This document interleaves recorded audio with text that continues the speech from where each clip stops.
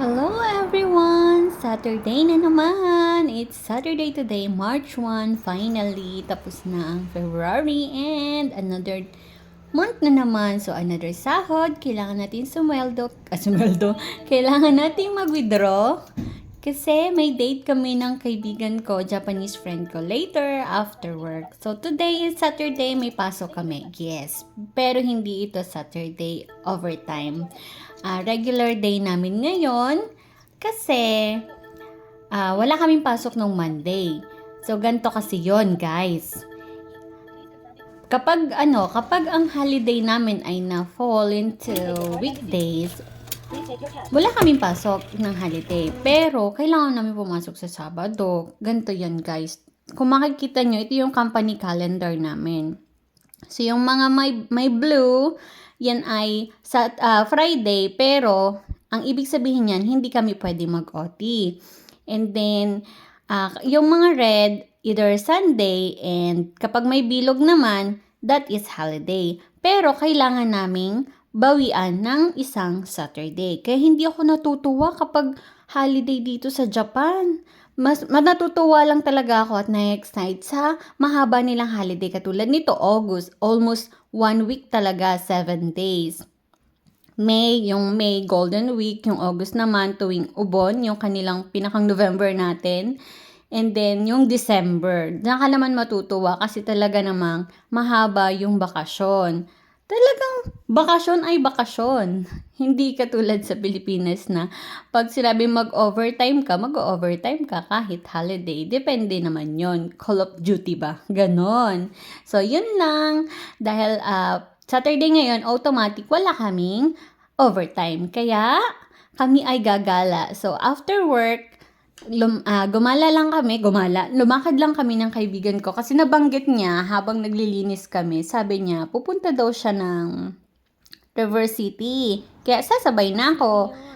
And then, naisip namin na kumain muna kasi nakakagutom. Actually, nagpa-adjust lang siya ng salamin.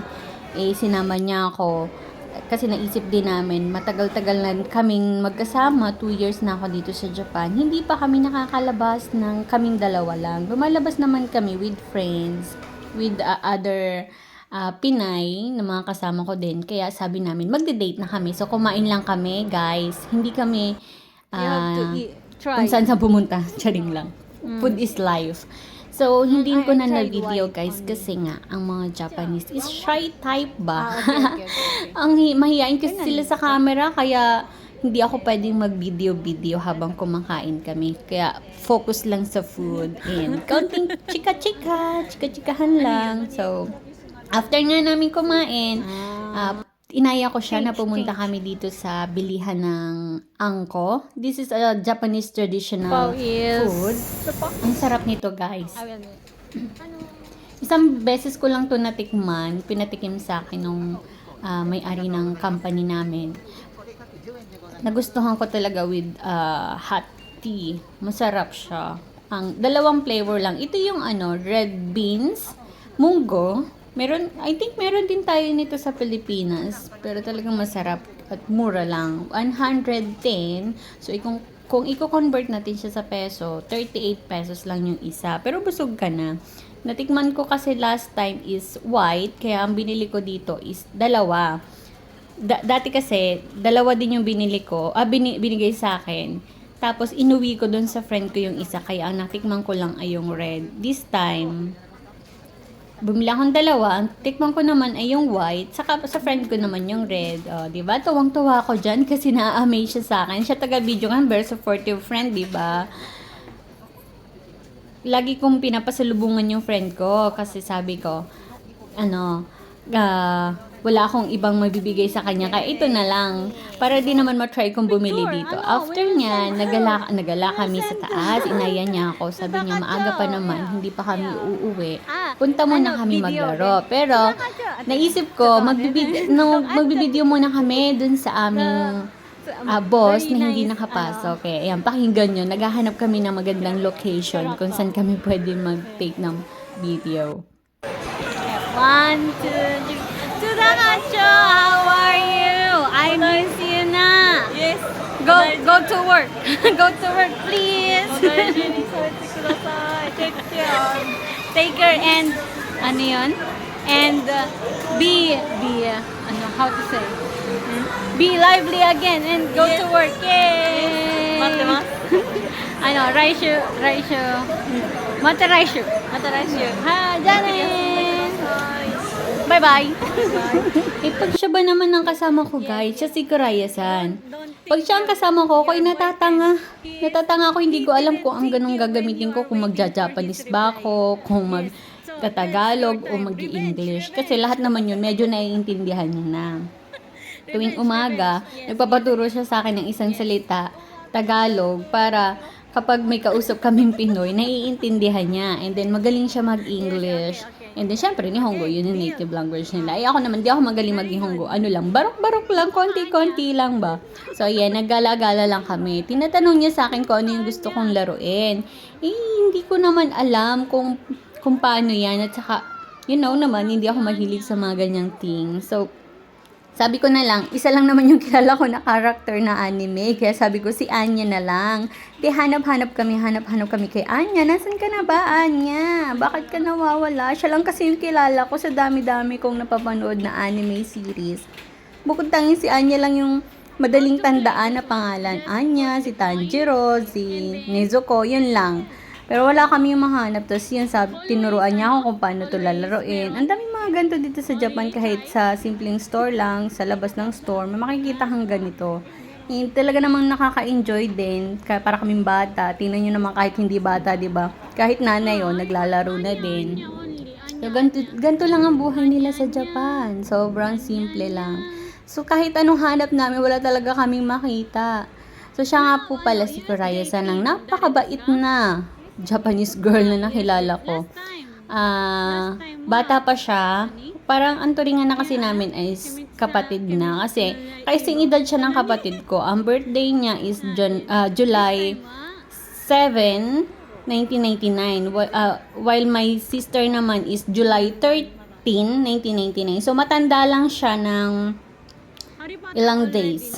6 days. Matanda lang siya ng 6 days. Kaya talagang na kami niya, para na kami magkapatid. At hindi talaga siya maarte, napaka-humble na babae. Talagang nakakatuwa. So ito, pinilit niya ako maglaro, itry ko daw. So tinry ko naman, kasi uto-uto naman ako eh. So para din so feeling ko kasi ang dali-dali lang, pero yung tinry ko, pakahirap pala. Sayang lang, pero okay lang, nag-enjoy naman ako, para akong nakawala sa hawla. So another try again. Ito, yung parang susungkitin lang siya, parang gagalawin lang siya para lumusot dun sa butas. Isang pindot ko pa lang, mali na agad. Yes. Kaya, yun, effect na naman. Pero okay lang, ganun talaga. At least na-try ko na mahirap pala siya. Yung akala natin, sa simple-simple lang siyang gawin. Pero pag ikaw na yung mismong gagawa, ay nako, kahirap. Hindi siya din naman, pinapatry ko. Wala din siyang mahanap. Hindi din niya mahanap yung character na gusto niya. Si Snoopy lang yung medyo okay sa kanya. Kaya lang, hindi naman worth it. Para kaming batang dalawa, di ba? So, ganun lang kami nag-date. Gala, kain. Ikot-ikot lang. Ikot-ikot lang. Ganon. Para nga kami dyan nakawala. Kung ano-ano pinagagagawa. So, yun lang. Dahil hindi namin makita, kaya nagkaya na kami umuwi. Kasi maglalakad lang ulit kami. Naglakad kami mula Kampani hanggang dito sa Iyon Mall. Pabalik naman ng bahay, maglalakad lang ulit kami. Kasi daw, diet siya. Simula ka October, diet na siya. Kaya gusto niya, naglalakad lang kami. Naglalakad siya mula Kampani hanggang sa bahay nila. So, ganon. So, kung makikita nyo dito, talaga namang, ganito ang Japan. Wala kayong makikita ibang naglalakad, kundi kami lang. Napakatahimik. Kaya gustong-gusto ko dito magstay. Kahit anong oras ka lumakad dito, maglakad ka sa daan, walang sitsita sa'yo.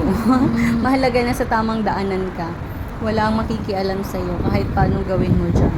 Kung tingnan, napakalinis, di ba? Pero sa atin sa Pilipinas, hindi na magkaintindihan kung saan ka lulusot, gigilid, at tatagilid sa paglalakad para na maka-overpass dun sa ibang nasa, naka-overtake. So, yun lang. Ang saya na din naman ng aming gala. Naglakad-lakad lang kami. Tapos kwentuhan. Siyempre, pinag-chismosan namin kayo. Tsaring lang. Nabanggit niya kasi sa akin na lately daw, napapanood niya yung mga video ko. Kung influencer na din daw ba ako. Sabi ko, I'm trying hard. I'm trying my best na maging one of the famous vlogger in the future. Pero mahirap talaga. So, yun lang. Naghiwalay na kami dyan. And then, pag uwi ko ng bahay, syempre, tinikman ko agad yung aking binili at binigay ko na sa friend ko yung isa para naman sabay kaming kumain. So, papakita ko sa inyo kung ano hitsura niya. Pag biniyak mo siya, pag kinagat mo siya pala, rather, makikita mo yung beans. Ayan, red beans. Munggo. Munggo lang yan, guys. Pero ang sarap niyan. Yummy, yummy. Tapos, sabayan mo na lang ng tsaa o kape. Like heaven. Heaven. Masarap. Na masarap. Tapos, mura lang. Hindi ka manghihinayang kahit pa madami mong kainin. Pero hindi mo kaya makaubos niya ng madami kasi ano yan mabigat din sa tiyan. Pero enjoy mo lang. Kasi talagang wala yan sa Pinas. Makapag-business nga. So, yun lang.